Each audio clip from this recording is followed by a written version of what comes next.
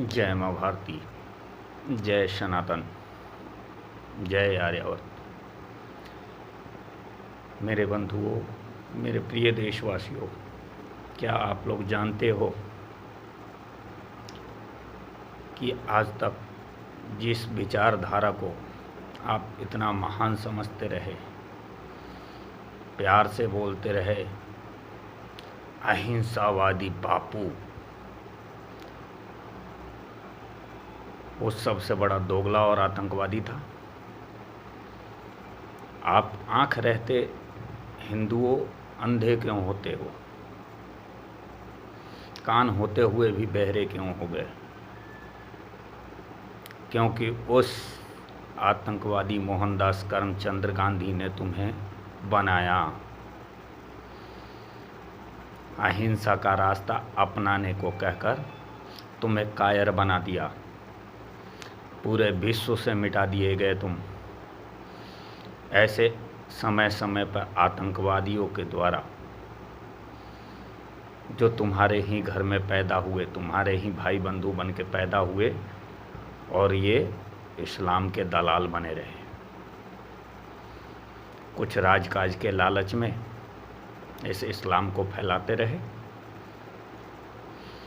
और अब लोकतंत्र में सबसे बड़ा षड्यंत्र इसी मोहनदास करमचंद गांधी ने अंग्रेज़ों के साथ मिलकर रचा, जो इस्लामिक दलाल था।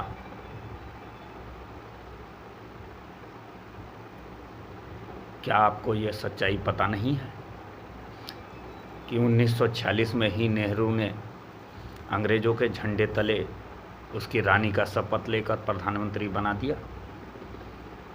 फिर भी इस गांधी ने सरदार पटेल को प्रधानमंत्री नहीं बनने दिया। जब भी समझ में नहीं आया। कलकत्ता में जब लाखों हिंदुओं को कटवा दिया, जब भगत जी ने, पंडित जी ने मुसलमानों का नरसंहार करना चालू किया, तो जाके अनशन पे बैठ गया। केरल में 40 लाख हिंदुओं का नरसंहार करवा दिया। शारदानंद सरस्वती आर्य समाज के जिनके खून करने वाले मुल्ला को गोद में बिठा के इनाम दिया और कहता था कि ये अपने धर्म के लिए कर रहा है। मंदिर में कुरान पढ़ता था यही दोगला आतंकवादी मोहनदास करमचंद गांधी। कभी मस्जिद में तो पढ़ने नहीं गया।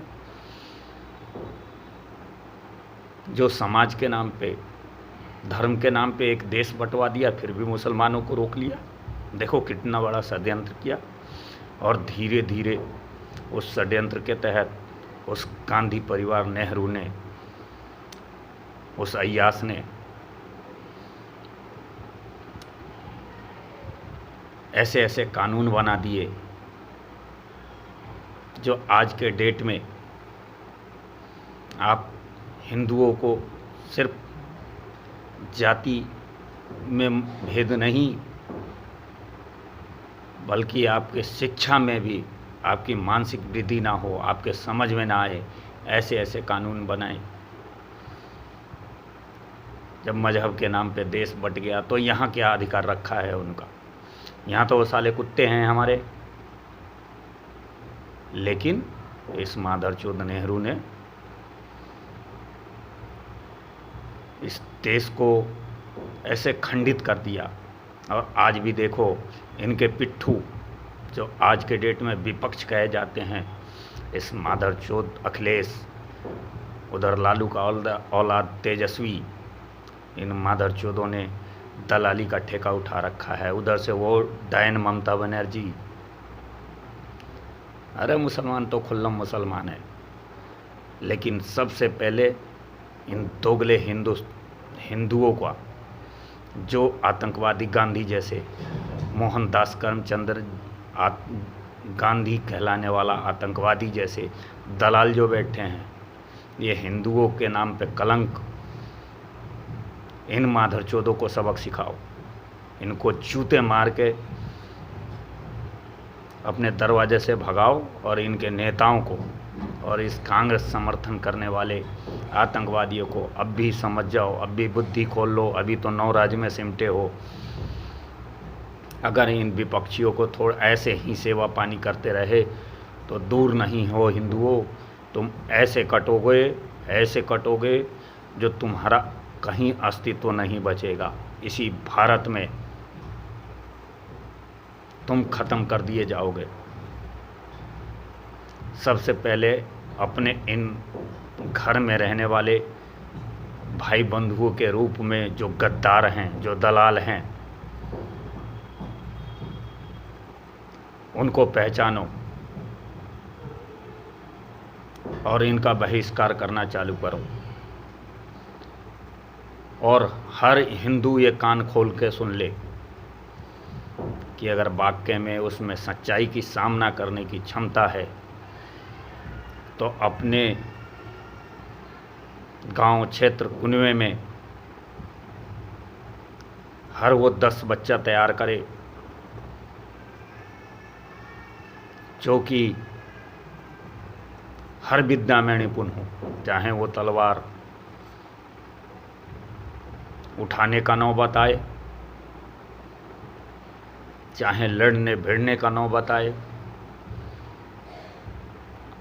और उनको पूरा समाज मिलके उनकी सुविधा का ख्याल रखो। तुम्हें पता नहीं, ये मिलाते नहीं हो कि तुम्हारे 100 के बीच में अगर वो 10-20 होते हैं तो कैसे दब के रहते हैं, और जैसे ही 40 होते हैं तो कैसे चोड़ने लगते हैं। तुम्हें जात के नाम पे अलग करके एक एक करके तुम्हारा शिकार करते हैं, धोखे से करते हैं, क्योंकि उनके फितरत ही यही है। उनके बाप दादाओं ने, उनके पूर्वजों ने पहली ही तलवार के आगे सर झुका के अपनी राक्षसी प्रवृत्ति को स्वीकार कर लिया। लेकिन तुम अगर आज भी हिंदू बचे हो तो अपने उन बुजुर्गों, उन पूर्वजों के बारे में सोचो जिन्होंने लड़ना पसंद किया, सच्चाई को स्वीकारना पसंद किया, लेकिन झूठ के आगे नतमस्तक नहीं हुए, उन राक्षसी वंशजों के आगे नतमस्तक नहीं हुए। और उसके लिए फिर से यह समय मौका दे रहा है। तो मेरे बंधुओं, मेरे सनातनी भाइयों बंधुओं, जागृत हो। हर एक घर में अपनी माता, बहन, बच्चे से लेके सबको तैयार करना चालू करो। जो डरो नहीं, लड़ के मरो, डर के भगो नहीं। और जो हिंदू भगते हैं मैं उन्हें कायर मानता हूँ।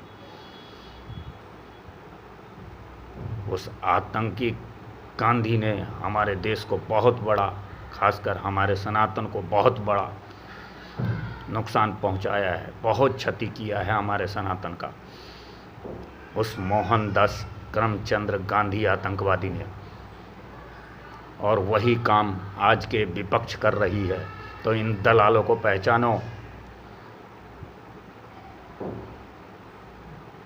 मेरे बंधुओं, इन दलालों को पहचानो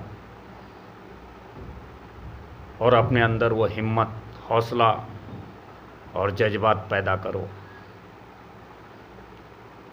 अपने धर्म बचाने को, सनातन को बचाने को।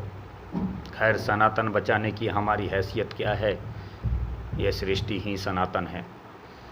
लेकिन हम जिस पद्धति पे चलते हैं उस पद्धति को बचाने के लिए लड़ना तो पड़ेगा। और इतना सुंदर मौका हमारी पीढ़ी को मिला है, तो इस मौके को मत गंवाओ। एक ही नहीं हो, हौसला भी पैदा करो और सामना करना सीखो। जय मां भारती, जय सनातन, जय आर्यावर्त।